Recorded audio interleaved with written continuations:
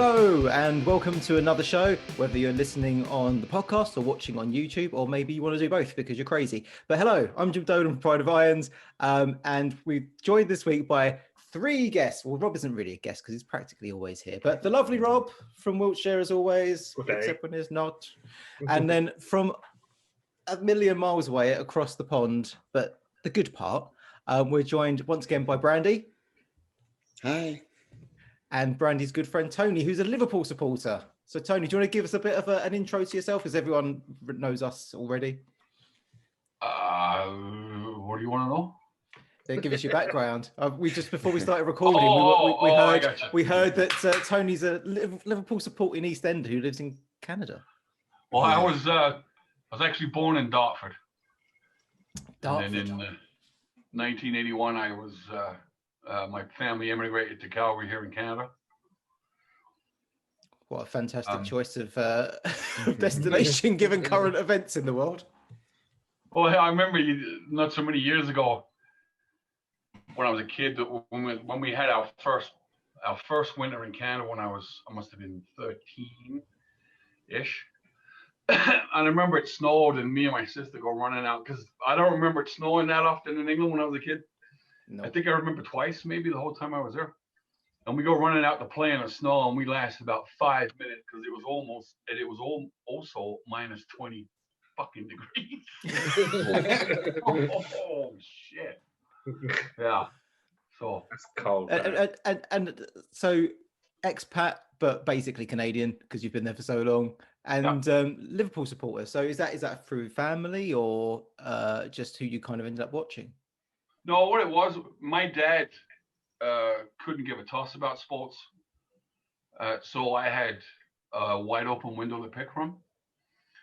So you looked through who was doing really well and went. Well, I was born in 68. So by the time I got interested in football, it was probably about 77, 78, somewhere in that neighborhood. And it seemed like back when you only had 3 channels on TV, when there was football on TV, it was Liverpool. And they were usually winning, so.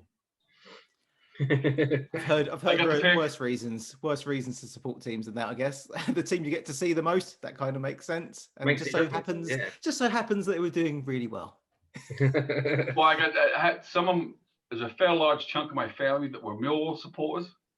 Still are. Could have gone worse. Yeah, and there's another small chunk which is Spurs supporters. And I think it might have been a bit out of spite as well. Well, so then, I mean, they must love you then, that you're kind of almost, you're a Liverpool fan, but also you're kind of a little bit of a West Ham fan, right? You've got connections now through Pride of Irons. Yeah, absolutely. I mean, honestly, I couldn't give a toss about West Ham until I met the Pride of Iron groups and listening to them talk about football and whatnot, and then I wanted to be able to talk about the conversation intelligently, so I started watching West Ham as well. So that's how that came about. Yeah, and maybe you're a good luck charm because a short period of you come. I mean, you came to the London Stadium last year, right? No, it wouldn't have been last year. Now, technically, it was the end of 2019, wasn't it? Yeah, it was wasn't it the Rainbow Laces game, Brand? It was, yeah. Yeah, we played Arsenal. Yeah, that's the game. Yeah, so in the short window you've been kind of following West Ham, we're doing all right. Yeah, doing fantastic. Cheers, mate. So look, we're playing Liverpool this weekend. We're playing Liverpool this weekend, but we've had a couple of games since the last time we spoke. So obviously we've had was it Doncaster we played and Palace. Now, Rob, I don't know how much you watched of the Doncaster game, but just kind of give me your summary of it. I thought it was just a professional performance. If I'm honest. Hoping you'd say that. I was hoping you'd say exactly that. Well, it was a professional performance. We went to it. We changed the team around a lot because we knew we had a game on Tuesday night against Palace. We still put a good, strong team out. Yarmolenko up front. Fredrickson right back, and we still had a few core players, and we just played really well. We just got the job done and got us through. And that's it, right? Is that the difference, you reckon, Brandi? Like, it's a professional performance. We didn't go up there, Bobby Big Bollocks, like we're the big Premier League team. We went up there, we worked hard. And we did all the things we've done we should have done in previous seasons where we've been knocked out the cups to lower league opposition. We actually took it seriously and we were professionals. I think maybe exactly what you're saying. I think one of the reasons why maybe we took it a bit more professionally this year compared to previous years is we seem to be playing as a team. And that was one of my big knocks last year. 2 seasons ago on paper, we had a top 10 team in the table, but we didn't play like it, did we? So we're going out, it's professional. Players are talking to each other because we can hear it now, thankfully. That's one of the good things about yeah, definitely. It's interesting. And it is. So we hear them talking to each other, we hear them setting each other up, we hear them giving each other hell. They went out and they, were not winning 7-0 or anything like that, but we just played professionally and we won professionally. We're playing youngsters as well. Youngsters was. I was going to say, did you see the tweet from Antoine? And he was saying, Antoine Ferdinand saying that how proud he felt looking at the pitch and seeing 5 academy graduates at one point playing on the pitch together. Yeah, and they were put on at the right time, not like when Allardyce stuck all the kids on and got destroyed and humiliated. He put them on when it was comfortable. When the game was in hand, they could just get their toe in, play a bit of football and enjoy the moment instead of like absolutely being terrified and thinking, I don't know what I'll do that again. And build their confidence. And ahead of that game, I guess. Ahead of that game, we didn't know what the next round would be, right? So me and Luke were talking about it last week, and it's going to be either Man United or Liverpool. Tony, I guess a bit gutted that we're not going to be playing Liverpool from your perspective, but at least now you've got a team to cheer on either way, I guess. Yeah. I was looking forward to that. What's your view on the whole situation? Because I've just saw on social media, and then I realise social media is full of the loudest voices rather than the most popular voices. But I've seen loads of stuff about with it FSG out and Klopp out, and I'm like looking at thinking this has got no for real. But I'm looking at thinking this has got to be a wind up, right? Surely.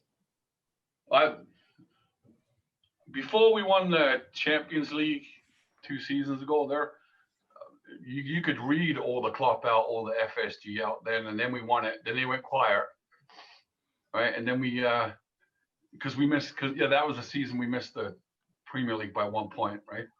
Mm-hmm. And then the following season, when we got knocked out of the Champions League, it was FSG out, Klopp out, and then we won the league. And then they went quiet again. So I don't know if it's other fans pretending to be Liverpool fans just to stoke shit, or people that have no clue what the hell they're talking about.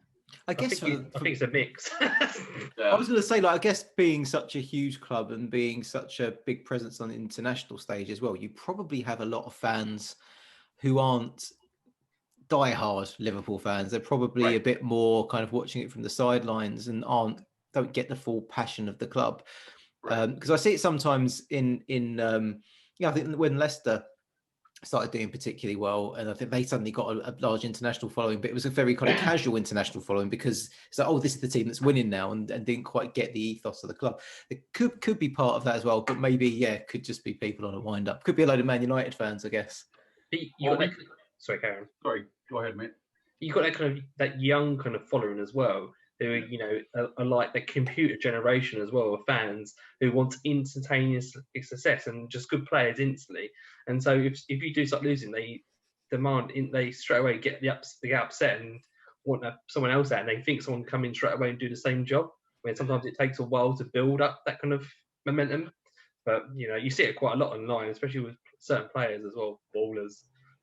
Well, I did notice a massive upturn in people from the Middle East with Mo Salah, and there was a massive amount of them that were Mo Salah fans first, Liverpool second. Yeah, you notice that, don't you? You get like because we've got it with Ben Rama at the moment, haven't we? All of a sudden, we've got loads of fans. Yeah, and I think we got it with Chicharito as well, didn't we? Suddenly, all Mexican people watching the Premier League were like, okay, West Ham now. So it does happen. But it's funny because at West Ham, I guess we're doing really well at the moment, and I think no one would knock the team. Well, no one with any sense would knock the team or the manager, but all of that anti-ball sentiment is still very, very strong. I guess we're in very different situations, right? Yeah, I mean, FSG has been traditionally they don't panic buy. They've never once had a panic buy. That season that we tried to get Virgil van Dijk, couldn't get him. Instead of buying somebody else, they waited. We didn't win the league that year, and the FSG out. So how come you couldn't get that job across the line? Blah, all that kind of crap. But I've been watching. Now you have to remember that when I first moved to Canada, it was a football-free zone. You couldn't get a football game on TV for love nor money. The only thing I do remember watching occasionally was the FA Cup, and it was usually 2 weeks old by the time it was shown over here. And then when the hockey went on strike, and was that 96, man? 97? Well, which time? The Because third there was time. the one, yeah. This happened Well, a the lot last then. time, well, the last time when poker became the big thing that was advertised on all the sports channels, yeah. So I think what happened was when hockey went on strike, they couldn't play that because that's Canada's version of football in England, right? When that went on, so the networks had to find something else to fill that space, and they found the Premier League. So it wasn't until then on that I could watch every single Premier League game, no matter what the team was. The coverage. And no matter what time of day as well, right? For you guys. Yeah, right? Anywhere from 5:30 in the morning to 1:30 in the afternoon, we could watch it. So during the late 90s and early 2000s, I mean, we were shit. All right, we were a mid-table if we were lucky. Roy Hodgson, Gillette, and Hicks, and all that crap. So, I mean, to me, FSG and Klopp, they got money in my bank. It's a strategy thing, isn't it? You can respect it. You can kind of to a degree respect the strategy and the fact that they don't want to flinch. Like you said, they're not going to panic buy. And I think they buy clever as well. Yeah, but like you said, Rob, right? So this whole instant gratification thing, it's like they're not going to bow down to fan pressure and spend more than they need to. Whereas we've got this thing of not spending enough, them panicking and spending too much on the wrong thing. which I think that smacks of a different type of strategy, I think, or none at all. Well, I don't think whatever the ball would do now, even if we won the league, there'll still be people that want them out. They just think there's alternative modes all the time. Yeah. I just think that kind of bridge is burnt now, isn't it? Really, with them, I think a lot of them. There's definitely a trust problem, which I think is not necessarily. Yeah, I mean, we've just jumped through so many different hoops and gone through so many different ways, and I just think they've tried I'm not saying that they've that they've been malicious about it, but I think they've hopped from strategy to strategy. You know, that with Pellegrini, all of his backroom staff, all of the scouting network, everything was attached to him, and they invested so much money in that. And when that went, we were like, hang on, that was all his, and we were left with bare bones. So it just feels so chaotic. And we've only just got a new scouting team in now. It's been built just now. How long has he been left for?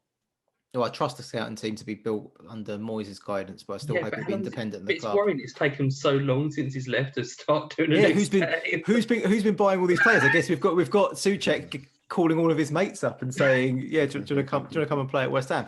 But look, I mean, so we are where we are now, and it actually turns out it's quite a good place. So we've got past Doncaster Rovers. We're on to Man United.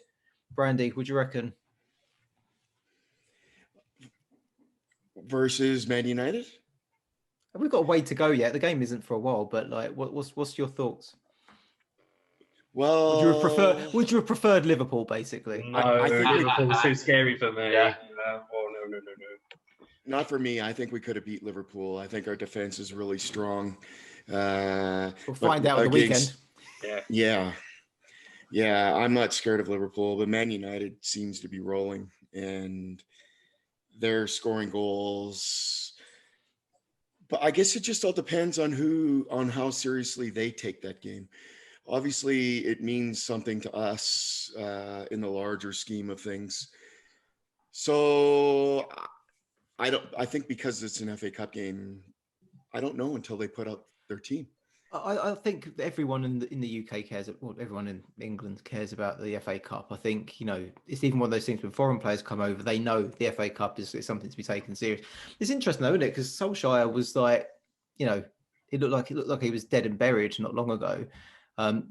Man, you were not playing very well at all. So to see them so high up in the table now, you're like, what the hell happened? And what was that turnaround? And not playing too well at certain points of time as well. Like even when they beat us 3-1 this season, they weren't. That they should first have won 3-1. half, we should have had them buried in that first Yeah. half. We had a striker that was in form around that time.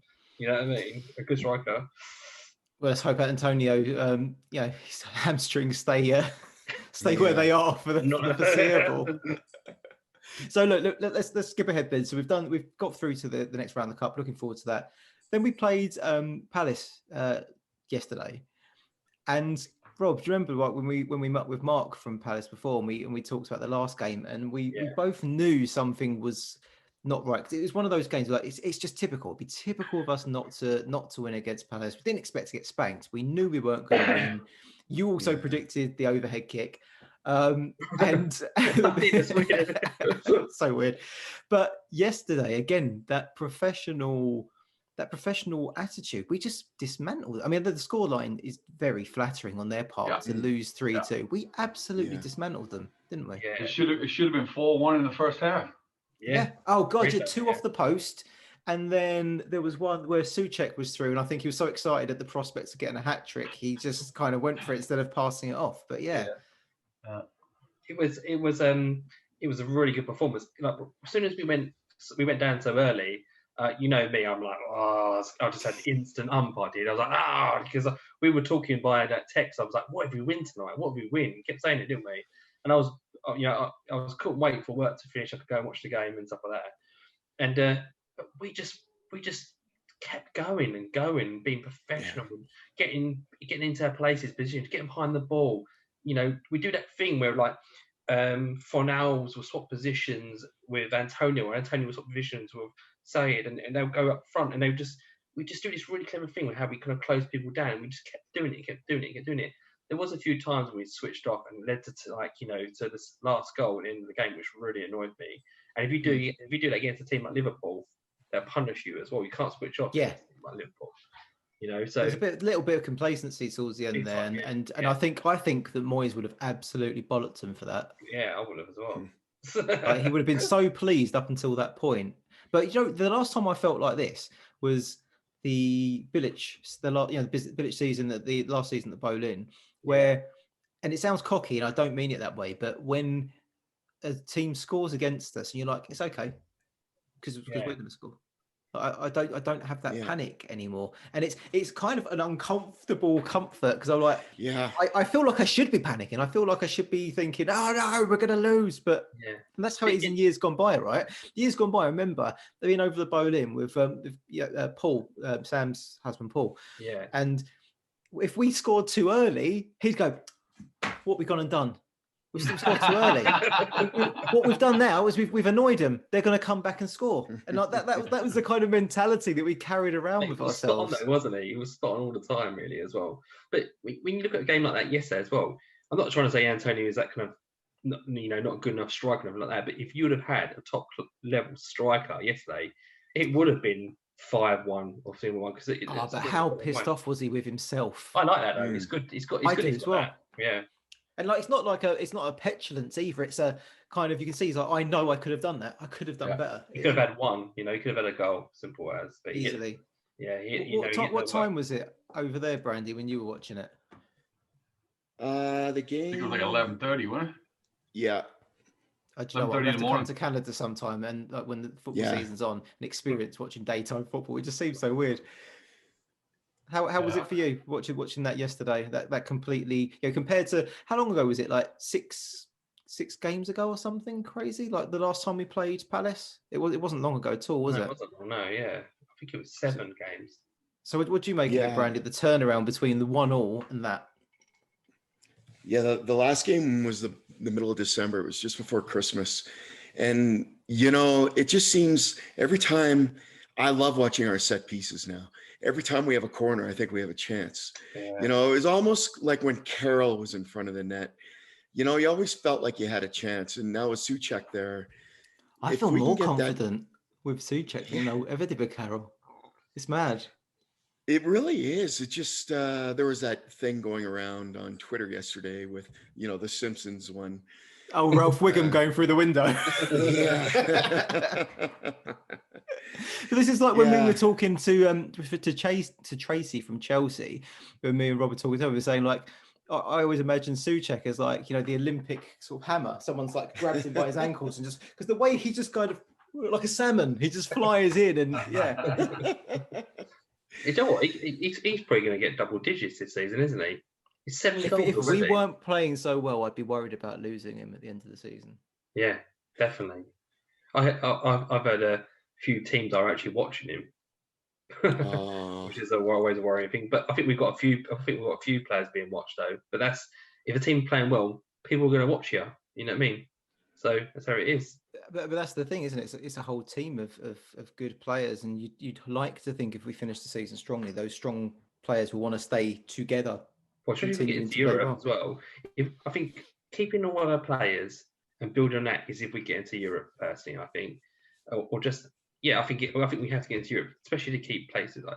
I wasn't going to say better keeping Rice, but I'm thinking with Lampard's gone there, I don't actually know that really affected him. Or it might be other clubs like Man City and Man United. So I've had someone messaging me who supports Man United before the Lampard sacking, saying, "Oh, we're going to be in for him. You're going to struggle to hang on to him." And I was like, "Mate, I don't mean to be a dick about it, but he ain't going to you.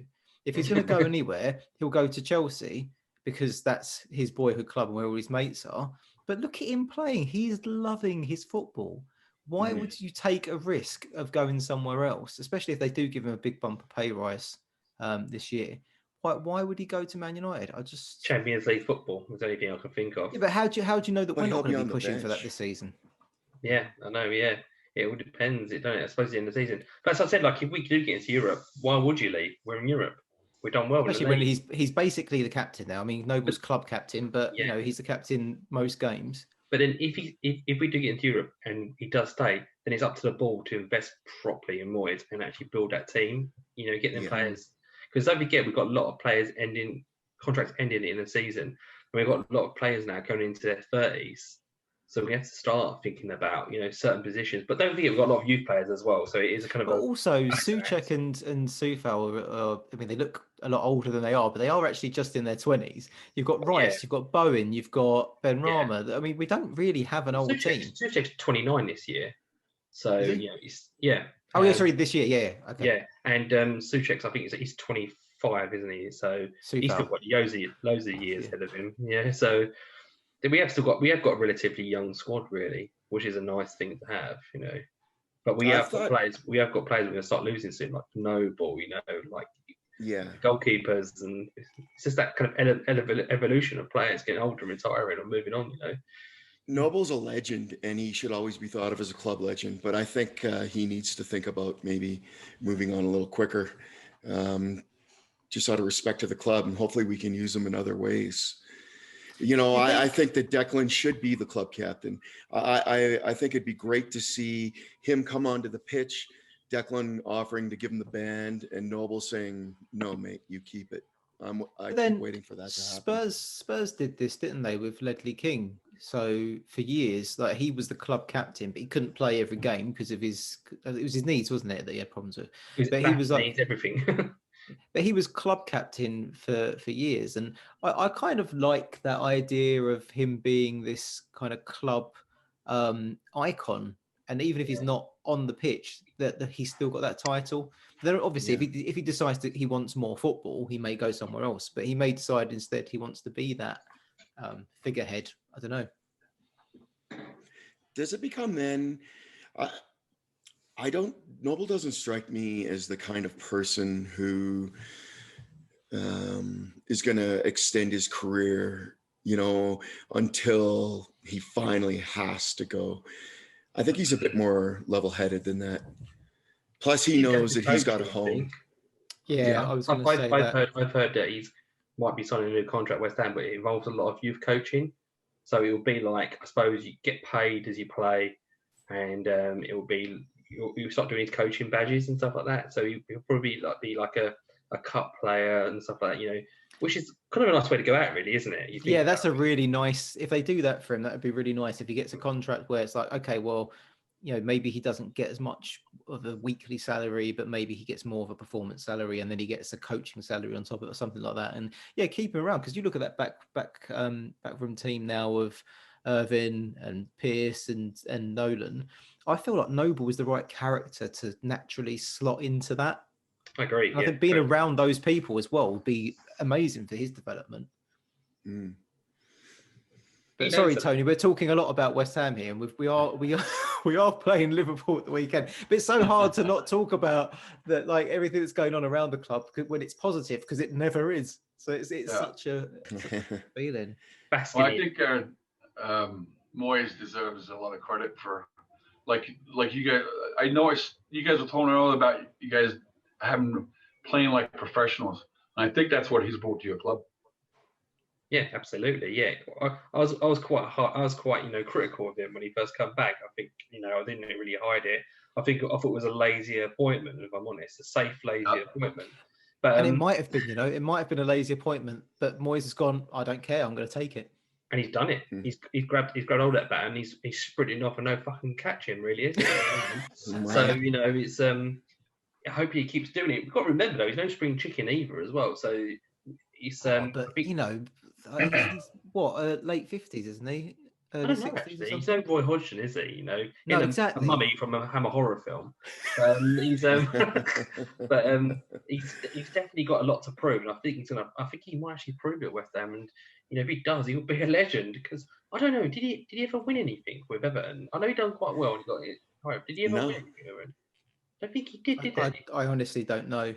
I don't know either. I need to look it up actually. But I do remember those years where. Do you remember those years where Villa and Everton always seemed to be around 5th or 6th, or 7th? They were up there, and they seemed to have a great. Yeah, they had a great team under him. Yeah. He's 57. I just did a quick. That's young, then, isn't it?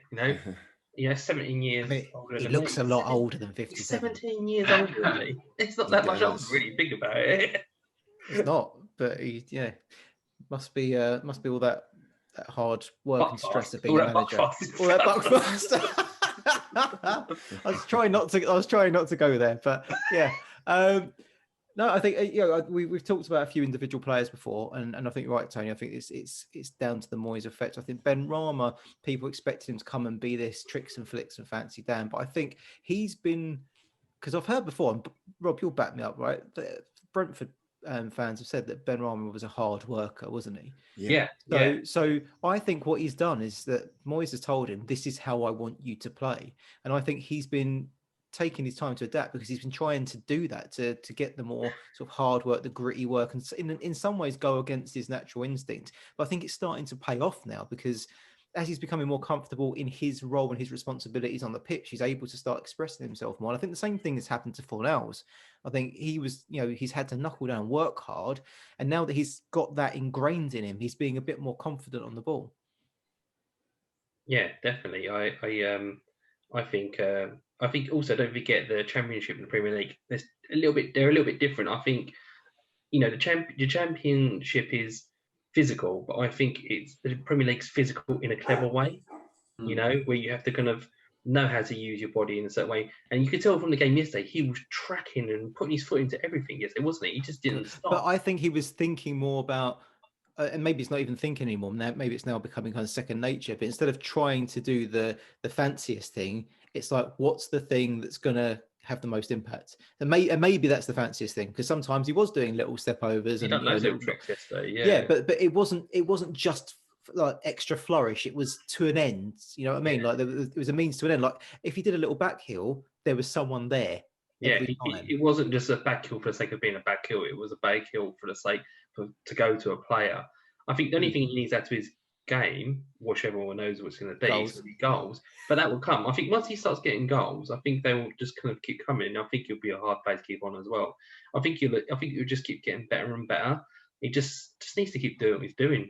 I think, because he I can mean, play 20, across the whole- 25 million, wasn't he, for us? Yeah. 25 million. Suchek was like 20 million. Like, Mhm. these aren't, and I think what, Soufal was like 5 million, wasn't he?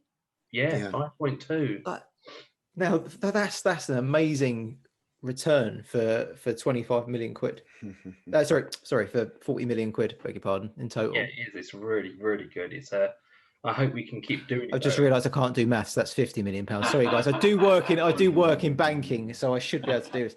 But no, 50 million quid for three quality players in the Premier League is How much we paid for Bowen? 20. That's a good deal as well. He was a bit quiet yesterday, but I still thought he's still a good player, Bowen. Yeah, I think I'd pay more money than that for him. I'll tell you. We're paying reasonable amounts of money to bring out players who want to play for the club and who are willing to put in the hard work, and it's showing. And especially players with no real Premier League experience. Yeah, it's a good point. Yeah. I mean, even if you throw Rice into the mix, because he came up through the academy, he came into the first team as a 19-year-old. So, you know, the core of the team is kind of young and hungry, and and not cost us a bomb. And hopefully we don't sell him to try and make a quick buck, because that's just, I think that money would burn holes in our pockets and we wouldn't get the same quality back. Well, there isn't no same quality out there, really. That kind of same quality would cost us way more than he's worth, probably, or he'd be a really good team like a Liverpool. We'd be fleeced. How could we get him? We'd be absolutely fleeced. People would know that we've got money, and they'd be like, right, well, this 20 million player is now 30 million. So, I don't think it's worth it. But look, let's get on to the Liverpool game, because it's what we're essentially here to talk about. Tony, it's why we've got you here. You're a Liverpool fan. At the moment, we are in absolute nosebleed territory. Sorry, the reason I keep looking down is because I'm looking at the Premier League table. Now, I realise that you've got a game in hand on us. But yeah, if we manage to somehow win this one, then that puts a nice buffer between us, which probably won't last long, and this is the West Ham anti-optimism in me. But how do we see that? How do we see that going? So what we usually talk about is, what do we think of the manager? We've already kind of covered the Klopp out stuff, that you're not on board with that. How do we think the team's going to line up is the other thing that we usually get onto. So Liverpool, West Ham, how do you see it going down? You talking to me? Yeah. Oh, okay. That was quite aggressive there, Tony. You talking to me? Talking to me? My heart says 2-1 Liverpool, but my mind's going, it's going to be a 1-0 draw. Ooh. I got no faith in our defense. Antonio scares the living shit out of me. without the way our defense is right now, and it scares the crap out of me. That poor Reece Williams kid. I hope this doesn't. He got his ass handed to him by Man United last week. I hope this doesn't affect his mental health. But poor kid's I think he's 19, 20, going up against an informed Man United. Poor bastard. I don't think he's going to get any much better going against Antonio, Suchek. The way you're talking now, you're kind of making me feel sad and sorry for this kid. I feel like he's going to come away from this game.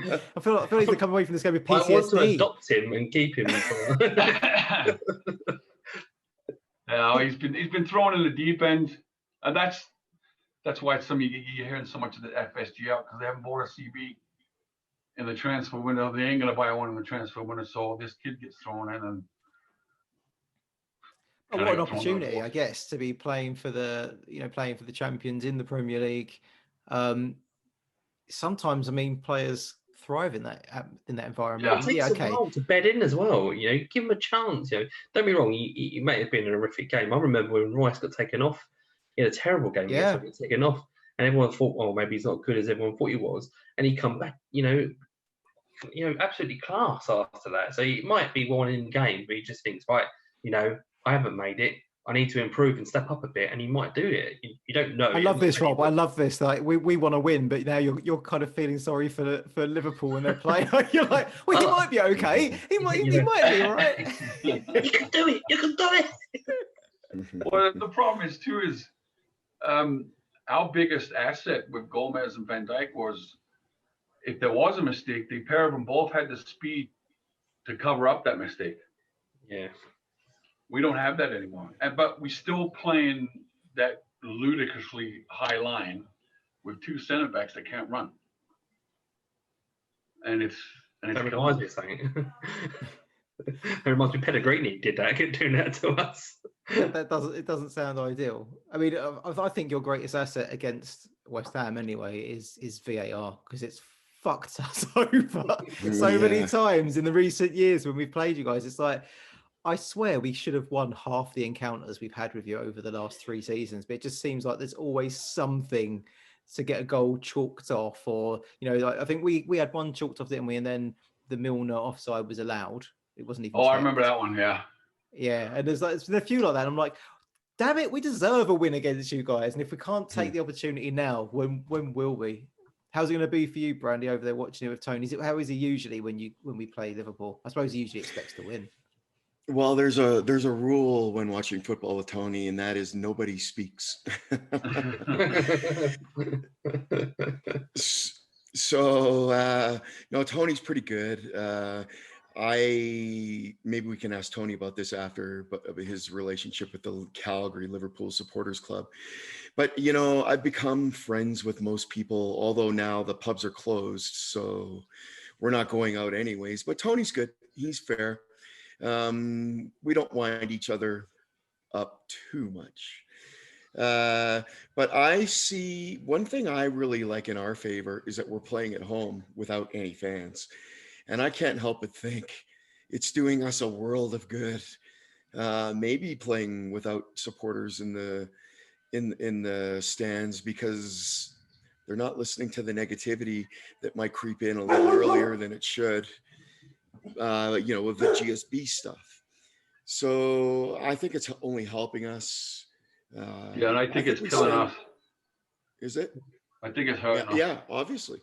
Yeah. Well, people talk about the crowd being the 12th man, and yeah, if your 12th man is super positive and behind you, then that's great. But if your 12th man is actually not so positive, maybe that is a hindrance. But maybe it's down to what you were saying earlier, Rob, about, you and Brandi, actually, you're both saying you like hearing the players communicate on the pitch. Maybe it's as simple as that, right? They can now communicate a bit better. Think about it like this, Jim, as well. Imagine, you're playing, your team's not doing too great yet, and you're a player, and you do a bad pass, and everyone's like, fucking hell, on your back, and you think, I'm going to do that pass again, and it could be a pass that could lead to a goal. It's like you're doing a bit of work at work, and your boss is behind you watching you do something, and you instantly fuck up. You're like, shit, I've done it wrong.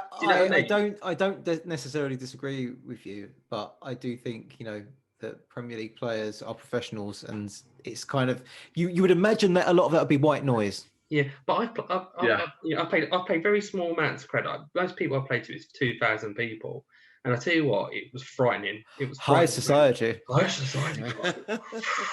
And it was like nerve-wracking. It was like, and you could hear it went even towards you. You could hear pass the ball, and you think to yourself in your head, I'm going to hold on to that ball, but you pass it because you think maybe that is the right thing to do. And so and with West Ham fans, when you're part of panic because you want to do well, because the pressure's on you.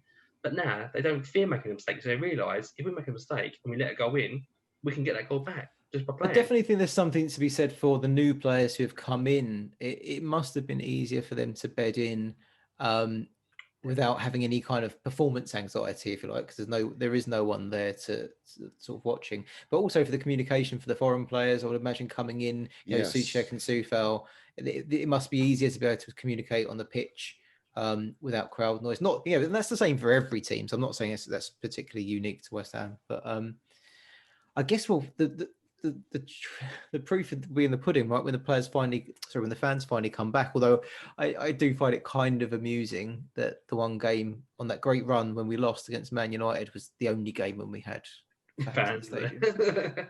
Also, I think, go back to the Liverpool game as well, I think if we are going to try and beat Liverpool on Sunday, we have to play to our strengths, and our strengths are going to be things like set pieces as well, which we are quite good at, set pieces, and we need to be effective in that, and we need to do what we do best, and play that ball into the box and play it. So do you remember we had that game recently? We kept trying to do little layoffs and kept wasting them.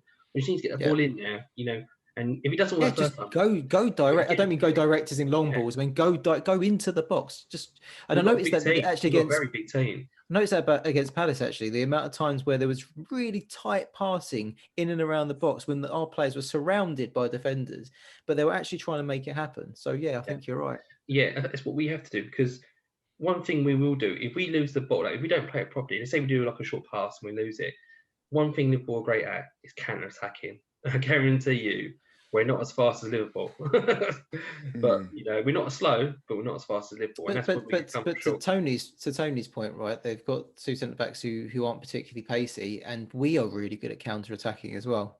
Yeah, and that's basically our style, isn't it? Is to absorb the pressure and then do you and think then we'll break. change formation?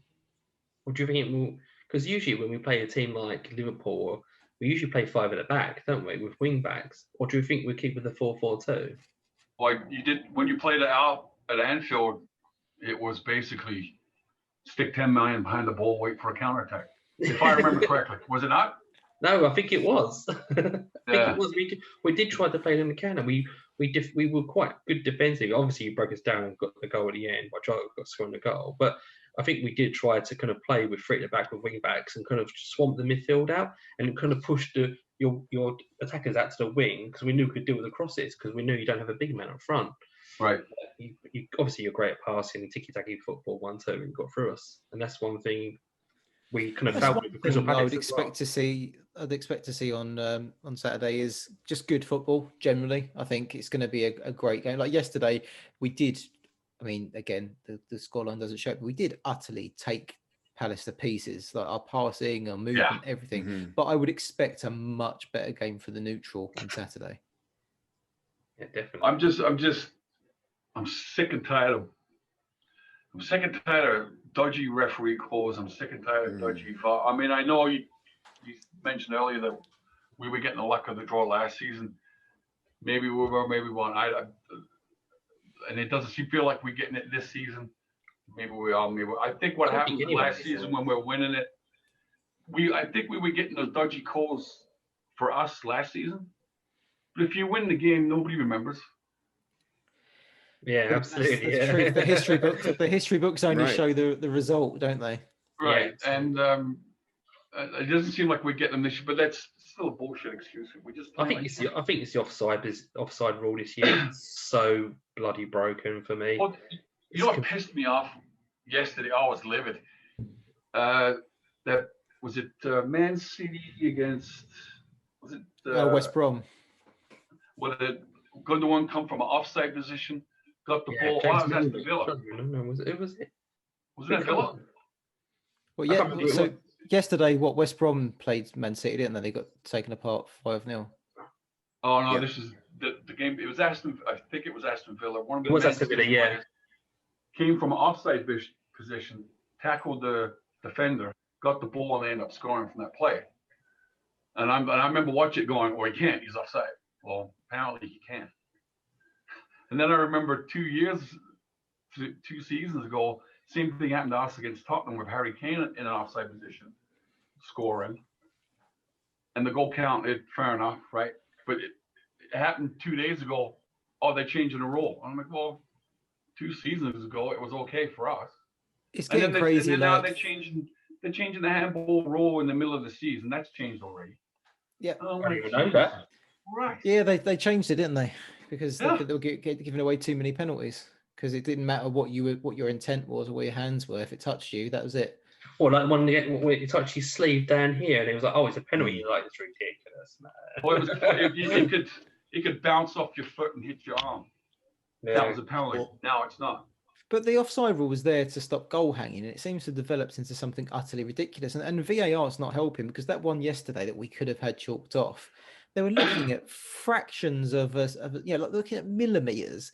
And it's like the whole point of VAR, they said that when they brought it out, was to correct clear and obvious errors. Now, if it takes you several minutes and drawing all these lines, then it's not clear and obvious. In that case, you're like, okay, well, it doesn't matter if you are offside or not. It doesn't actually matter because no one's made a clear and obvious mistake. Yeah, and it just seems to benefit down to the player, wasn't it? If the player was, the attacking player gets the benefit of that. Yeah. And like, as long as he wasn't taking the piss and he wasn't obviously offside, you know what I mean? Then it's a goal. You know, you're going to step into this You're Minecraft. turning. You're exactly. Yeah, you're saying. I was actually going to say geometry, but yeah, it's like turning into a maths class rather than a sport. And you know, it's only going to be so long before you suck out all of the joy of the game. Like, I mean, it's different because we're not in grounds now, but you know, like what it's like when a goal goes in, and you're like, do we celebrate this one or not? Like Suchek's second goal yesterday, I was just like, is that a goal? And they're checking VR. I was like, oh fuck's sake! Instantly, I got up and I started walking around the living room. I'm like I'm in prison, just circling, waiting, and then like I was a goal. I'm like, yes. You know what I mean? You can't enjoy it anymore. Sometimes I hate that. Really do. Well, you know what? The best description I ever heard is VAR is a goal vampire. Yes, it's a goal vampire. I love it. Yeah, it sucks the ever-loving life right out of it, and they look for reasons not to give the goals instead of reasons for giving it. You know what I mean? It's just... I was just about to say, I want to suck your balls, but All right, that's what we're calling this one. I want to suck you. No, we're not. Yeah. So, guys, I actually got to go back to work. This is my lunch break, so. Okay. Well, can we get before you shoot off? Can we get your prediction for the weekend? You sticking with one all?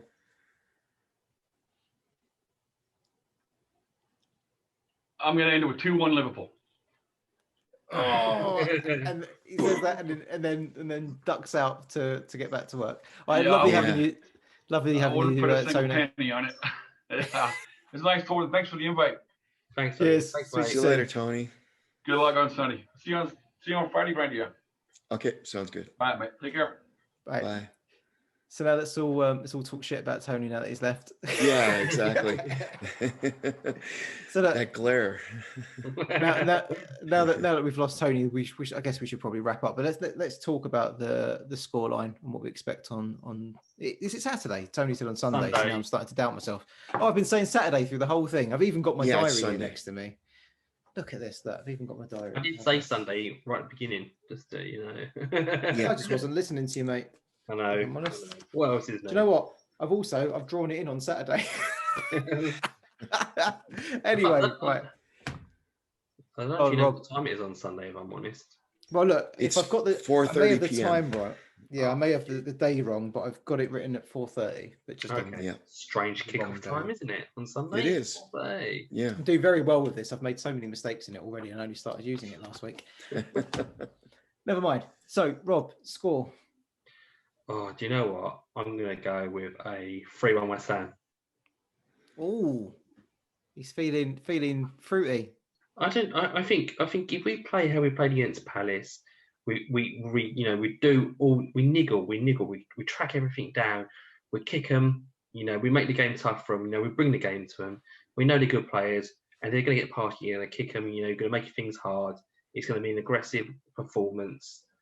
Everyone's going to do their job for the whole 90 minutes or 95 minutes, depending on it.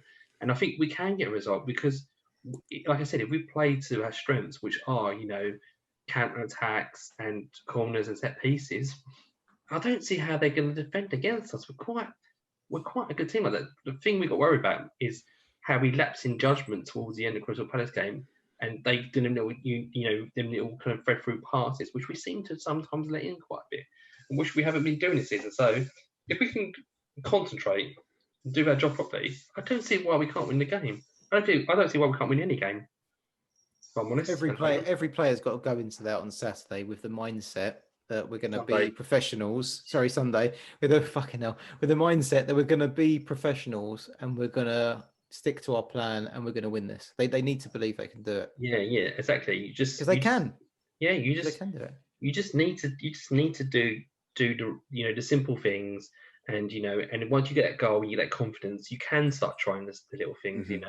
Hopefully not concede an early goal. I know, because I think if we do concede an early goal, it won't be as easy as playing Crystal Palace, that's for sure. But if we can start off straight away and don't come out in the second half and be a little bit different of a team, just keep doing what we're doing, play for 90 minutes, and I think it could really push us off in the season. I'm not saying we're going to win the bloody league or anything like that, but I'm saying we can maintain. It'd be so nice, wouldn't it, to put a bit of a buffer between us and Liverpool, even if it only lasts a couple of weeks. It'd be incredible. I've done Um, once. I've got Brandi. Liverpool fans at work. Yeah, we all haven't we? Just because of that global appeal and how well they did in the past. But Brandi, what's your take on the scoreline for this weekend? So I think that in the last 2 seasons, especially, we could have or should have won every time we've played Liverpool. And I think that the luck is going to turn our way this weekend. That's what I was thinking as well. Yeah. And I think that some of that luck has been bad calls, whether it's VAR or, reffing on the field. Yeah, or salad diving. That was when he did that last dive, I was sitting with Tony. And I always, I was never a big fan, but I respected the fact that he could score almost at will. But I said to him, from this day forward, I'm never going to be a Salah supporter ever again. That ruined it for me. But I think that we can win, and I'm predicting 3-2. And I think that we are going to lead and they are going to chase. So pardon me, Rob? Very positive. Both of us are very positive right now. Yeah. Well, I think we're going to lose 5-0. Right off to the kitchen. I'm going to have to put an explicit language warning on this one, the amount of Fs. Yes. We may have some new players as well. Oh, yeah. Do you know something that I don't? Oh, I suppose we've not spoken about the Jesse Lingard thing.